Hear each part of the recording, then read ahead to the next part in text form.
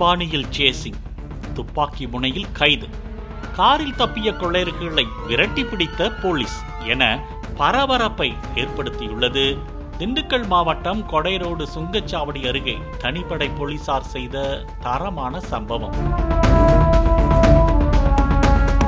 கோவில்பட்டியை சேர்ந்தவர் இறைச்சி கடை உரிமையாளர் சையத் சுலைமான். இவரது வீட்டில் கடந்த சில நாட்களுக்கு முன்பு நகை, பணம் கொள்ளையடிக்கப்பட்டதாக புகார் அளிக்கப்பட்டது. இதனால் தனிப்படை அமைத்து கொள்ளையர்களை தீவிரமாக தேடி வந்தது போலீஸ். இந்த நிலையில் கொள்ளை சம்பவத்தில் தொடர்புடைய முக்கிய குற்றவாளிகளின் நடவடிக்கைகளை தீவிரமாக கண்காணித்து வந்தது தனிப்படை போலீஸ்.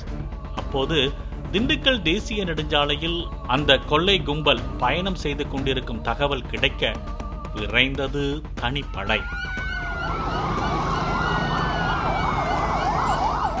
திண்டுக்கல் கொடைரோடு சுங்கச்சாவடி அருகே சொகுசு காரில் சென்று கொண்டிருந்த கொள்ளை கும்பலின் வாகனத்தை தனிப்படை போலீஸ் மடக்க நிற்காமல் அதிவேகமாக தப்பிக்க ஆரம்பித்தது கொள்ளை கும்பல். இதனால் சினிமா பாணியில் கொள்ளை கும்பலை தனிப்படை போலீசார் சேசிங் செய்ததாக கூறப்படுகிறது. அப்போது தப்பியோட முயன்ற கார் விபத்துக்குள்ளாக 2 கார்களிலும் இருந்த 10க்கும் மேற்பட்டோரை துப்பாக்கி முனையில் மடக்கி பிடித்தது போலீஸ். மேலும் அந்த கும்பலின் முக்கிய கொள்ளையனான சுபாஷ் சந்திரபோஸ் என்பவனை பிடிக்க முற்பட்ட போது தான் வைத்திருந்த பிளேடால் தனது கழுத்தை அறுத்து கொண்டுள்ளான்.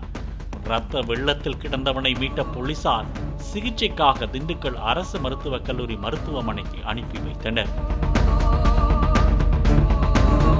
கொள்ளை சம்பவத்தில் ஈடுபட்ட கும்பல் தேசிய நெடுஞ்சாலையில் பட்ட பகலில் போலீசாரால் விரட்டப்பட்டு சுற்றி வளைக்கப்பட்ட சம்பவம் அப்பகுதியில் பெரும் பரபரப்பை ஏற்படுத்தியது.